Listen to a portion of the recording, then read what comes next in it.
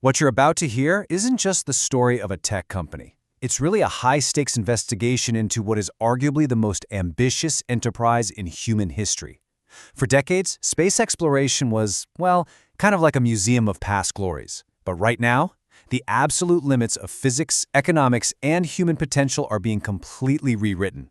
In this explainer, we're unpacking exactly how it's happening. I want you to really think about this question. What if one private company could change the future of humanity forever?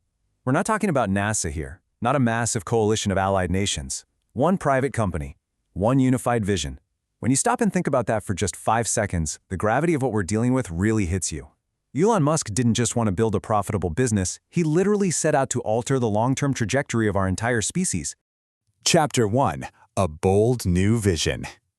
Okay, to truly grasp what SpaceX is doing, you have to look at what came before them. For a long time, space exploration was painfully slow, heavily bureaucratic, and basically an exclusive club that only governments could afford to play in. Why? Because rockets were entirely disposable. I mean, just imagine taking a 747 commercial airplane from New York to London, everyone gets off, and then they just throw the plane into the ocean. That was legacy aerospace. The SpaceX vision completely flipped the script. They pushed for private enterprise, relentless cost-effectiveness, and this wild, audacious goal to make humanity multi-planetary.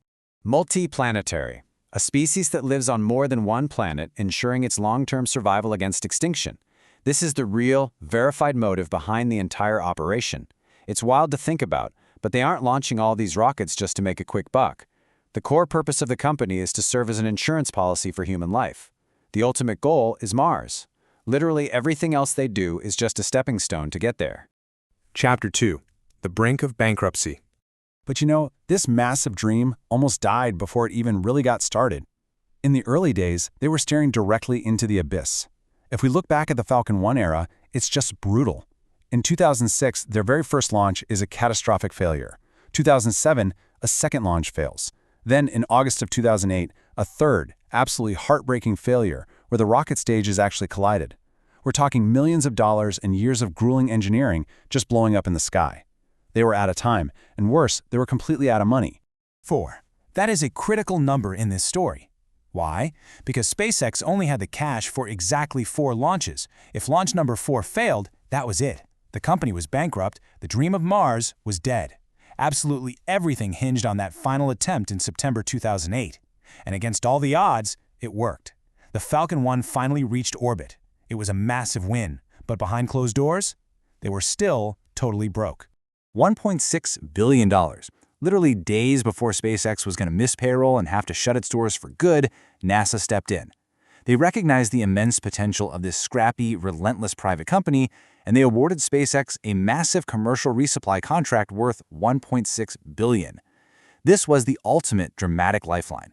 It single-handedly pulled them back from the edge of extinction. Chapter 3. Revolutionizing spaceflight forever.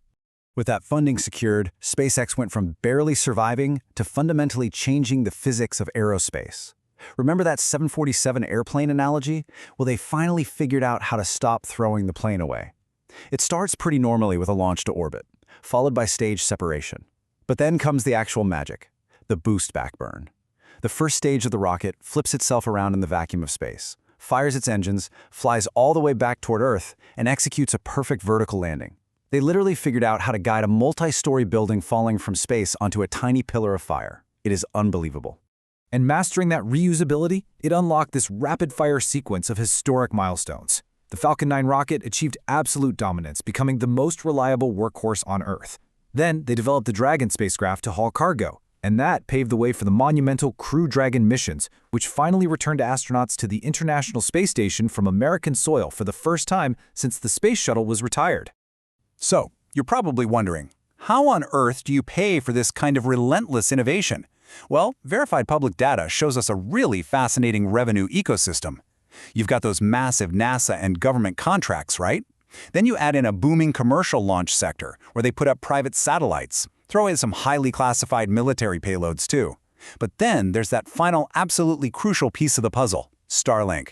Because of this ecosystem, when you look at the current competitive landscape, honestly, It's not even close. SpaceX has achieved total commercial dominance. You've got legacy giants like Boeing and Lockheed Martin scrambling to catch up, and rivals like Blue Origin certainly making strides, but SpaceX, they're launching at a cadence that people used to think was physically impossible. Right now, they essentially own the sky. Chapter 4: The Multi-Planetary Future. Now that they've essentially conquered Earth's orbit, their focus is shifting outward, and this is where a huge hidden motive comes into play. Starlink is a massive global internet satellite constellation, right? It brings high-speed connection to the most remote places on Earth. But Starlink isn't just about connectivity. It is quite literally the economic engine designed to fund the colonization of Mars. The billions of dollars generated by everyday people using the internet is exactly what will pay for the spaceships that take us to another world. And what are those spaceships going to look like? Well, the Falcon 9 is amazing. It's the current workhorse, but it's really just for Earth orbit. The next massive leap is Starship. And Starship isn't just a bigger rocket. It's a next-generation, fully reusable vehicle specifically designed for deep space. The scale of the engineering here is just jaw-dropping. We are talking about the largest, most powerful flying object ever constructed by human hands.